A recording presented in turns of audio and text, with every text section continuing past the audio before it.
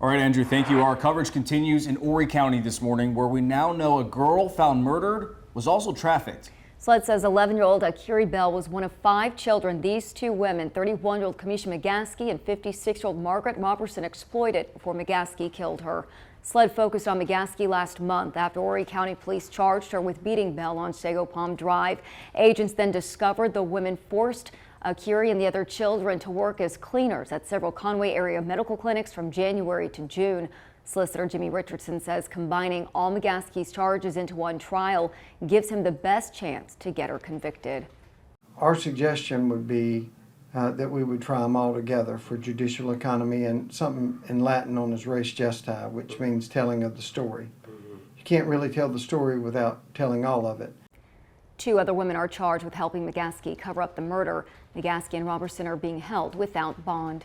If you're out here, even for the weekend, and you hear the horn, they'll typically sound the horn, play will be suspended, and that's where we'd run into some of those issues. So notice as we take a look at this here, here's how the PGA kind of does their lightning delay situation, Michaela. Play will be suspended immediately. Golfers and spectators will be asked to seek shelter. And here's the trick. Play can only resume 30 minutes after the last rumble of thunder or lightning strike. That's so interesting. you hear the thunder, okay, another 30 minutes.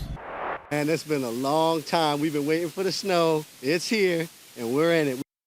Here in the Palmetto State, snow was a welcome sight for many, as you see here enjoying, they're having a good time. This is in Goose Creek, just south of us here in Myrtle Beach. Folks use surfboards and inner tubes to sled Wednesday, saying they wanted to take advantage of the snow before it melts.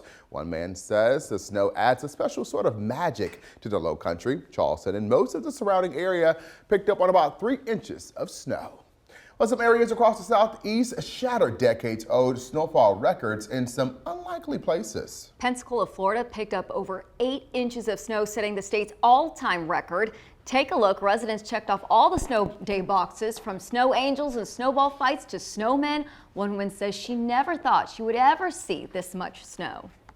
Surreal. I was honestly speechless. I've been born and raised my whole life in Pensacola, Florida. This is my first time seeing the actual snow. I couldn't believe it. I was like, this is snow, right? Florida's last snowfall record was 4 inches, set back in 1954 in the city of Milton, just northeast of Pensacola. In your crime alert, this North Carolina pastor who once worked for Horry County Schools is accused of being inappropriate with a teen. Our Michaela Evans joins us live in the control room now, sharing why one of his former students is not surprised. Michaela. Lauren, 22-year-old Devin Carroll is accused of groping a Conway Middle School student while working as a school aide. Police arrested him on Saturday for allegedly touching the 13-year-old back in May. Former student 15-year-old Matilda Walford now says she first saw Carroll flirt with her classmates 2 years ago, but she's just now realizing all the red flags she missed. He'd asked a girl for her phone number, and she was my age, mind you, and you know, he would go through like her emails on her computer and like be trying to go through her phone and all this other stuff, just weird stuff, weird friendly stuff that, you know, a grown man shouldn't be, you know, engaging with a teenager with. Carroll resigned from Horry County Schools in January, effective in June. He also spent time in 2 Grand Strand churches and has since posted bond. Lauren, back to you.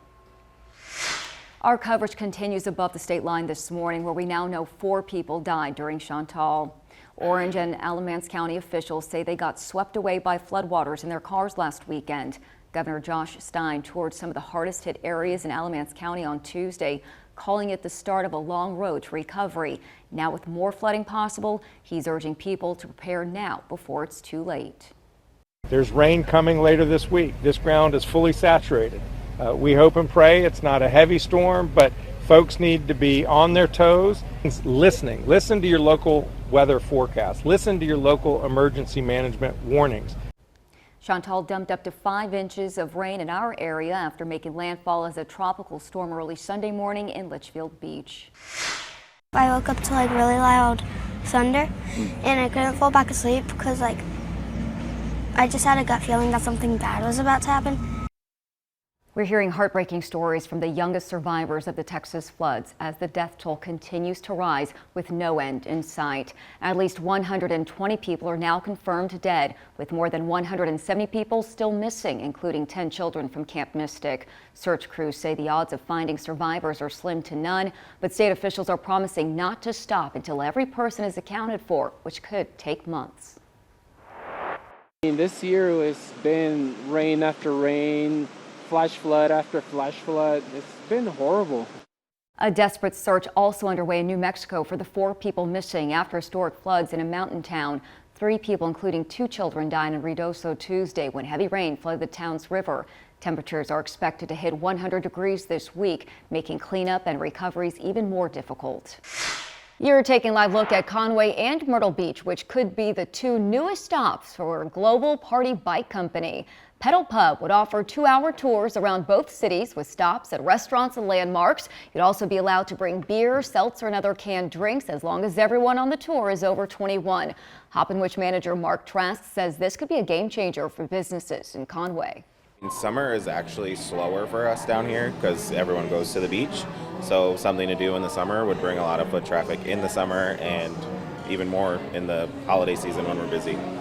Tours would only be allowed on streets with speed limits under 35 miles per hour. Pedal Pub plans to present at city meetings to push for a vote. I think that'd be a great idea. I enjoy doing that in Savannah. WMBF News today at 6:30. Woody had shattered me in places I didn't know could break. Now at 6:30, powerful words at the Idaho College killer's sentencing and the new details revealed about the case. Plus, there's a new man in charge in the family beach. Michaela Evans shares what's at the top of the to-do list for the Surfside Beach interim police chief. And we're giving you the first alert to your last chance for some sunshine without triple-digit feels-like temps. Meteorologist Andrew Dockery joins us now, timing out when this quick cool down turns back to dangerous heat. Andrew, good morning. Good morning, yeah.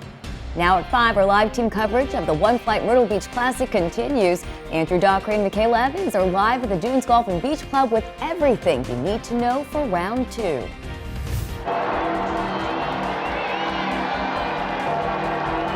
Plus, an historic conclave ends with the first ever American leading the Catholic Church. What we know about Pope Leo XIV.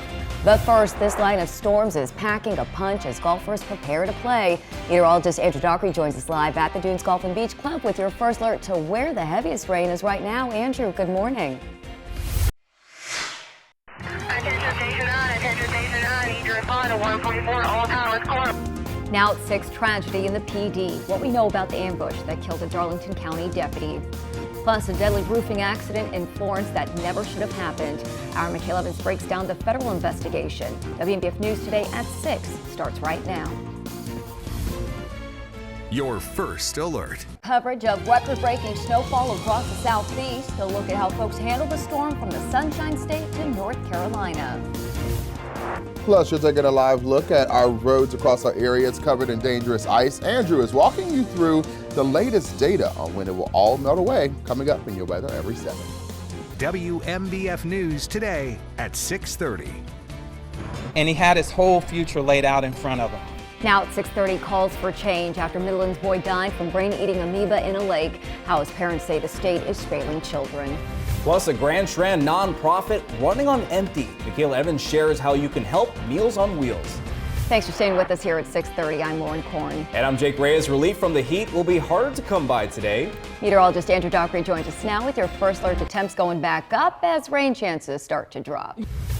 A Midlands firing squad accused of botching an execution. The disturbing evidence lawyers found to back their claim. Next.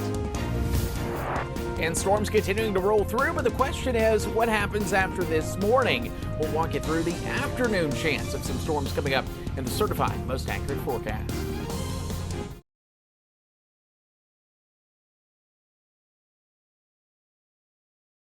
WMBF News starts right now. We're waking up in a winter wonderland across the Grand Strand and PD thanks to a winter storm that dumped historic snowfall across the Gulf Coast and continued into our area overnight. Our live team coverage continues this morning with crews stationed around the Grand Strand. But first, meteorologist Andrew Dockery has your first alert to how much snow fell overnight. Andrew. Andrew, thank you. Our team coverage takes us to the North Strand, where roads and bridges are caked in ice and snow. Meteorologist Jenna Greenhill joins us now at Tanger Outlets. And Jenna, some lanes over there are closed overnight. What's going on now? Jenna, thank you. And the snow is making for a beautiful sight here in Myrtle Beach. It's gorgeous, but those dangerous road conditions Jenna was talking about extends across our entire area. Let's check back in with Michaela Evans now near the Market Common. And Michaela, you've stopped at the Waffle House and at the beach. Tell us what you're seeing this morning. Michaela, thank you. Some of the highest snowfall totals so far are in inland Horry County, with around 6 inches reported from folks in Carolina Forest and Conway. Let's go to our Stephen Schlink now along Highway 501 near CCU. And Stephen, you woke up to a whole new world over there. Good morning. Good advice. Thank you, Stephen. If you absolutely have to be on the roads, here are some safety tips to keep in mind. Take it very slow and keep 3 times the following distance you normally would. Several bridges and overpasses are closed, but if you have to drive on one that's open, remember they ice over faster than roads. And if you see a salt truck or snowplow, stay back and give them enough space to work. And no matter where you or your family are waking up this morning, your kids will not be heading to school today. Every school in our area will have online classes today, except for Georgetown County schools, which won't have classes at all. CCU and Robinson Community College are online, but Horry Georgetown Tech and Florence Darlington Tech are both closed. You can find a full list of closures right now on our website.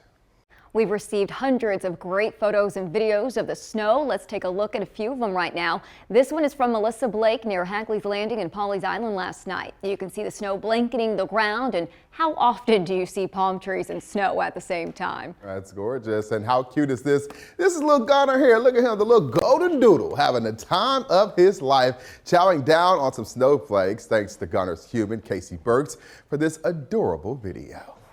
And we want to see all your snow photos and videos, no matter where you're joining us. Just find this story you see here on our website and click Add Media. We've already gotten thousands of amazing photos, but we want whatever you got. You can also go to the Submit a Photo tab and upload there as well. Coming up, Louisiana digging out of historic snowfall this morning. A look at how the Gulf Coast handled the once-in-a-lifetime storm. Plus, our live team coverage continues right here at home with our crew stations across the Grand Strand. Andrew breaking down the latest data on snowfall totals. That's next in your weather every 7.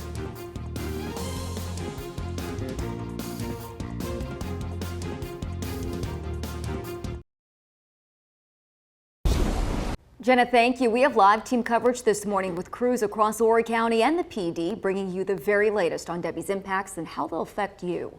And that begins with the road closures and flooding that Jenna just touched on, with some of the worst happening right now in the North Strand and PD. Let's start with Tegan Brown live in Marion, where we've already seen several water rescues. Tegan.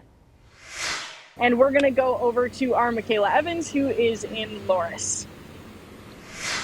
I want to go over to Jenna Greenhill now. I know some of those updates are trickling in, so kind of what are you seeing right now, Jenna? Yeah, Michaela, we are continuing to see some roads get updated. Thanks, Jenna. Well, now let's take a look at some of the issues just north of the state line. This is a live look over Ocean Isle Beach. This is just south of Wilmington, where Debbie's downpours are wreaking havoc. From beach towns to riverfront towns farther inland, folks are having a hard time getting out of the door this morning. Take a look here. This is in Wrightsville Beach on the left side of your screen. Debbie dumped several inches of rain along the Cape Fear coast Wednesday and sent huge waves crashing into the pier. On the right side of your screen there in Leland, farther inland, several roads are now impassable, all thanks to nearly 6 inches of rain on Wednesday alone. Just north in Sampson County, a tornado sent residents scrambling for cover. Yeah, the National Weather Service confirmed it touched down Wednesday afternoon. You can see here on the right side of your screen, the tornado destroyed 2 homes and caused the building to collapse. But thankfully, no one was hurt. The county is opening a shelter today with even more tornadoes possible in the area as Debbie's storms continue to move in. Andrew, thank you. You're taking a live look at Highway 501 near the Waccamaw River. Just ahead, Andrew and Jenna are breaking down today's flood risks. But before we go to break, take out your phone right now and scan this QR code to download our WMBF First Alert weather app. Our team was the first to let you know Debbie would form in the Atlantic, and we are still the only team bringing you video updates on how Debbie will impact you and your family. The best part, our app is free.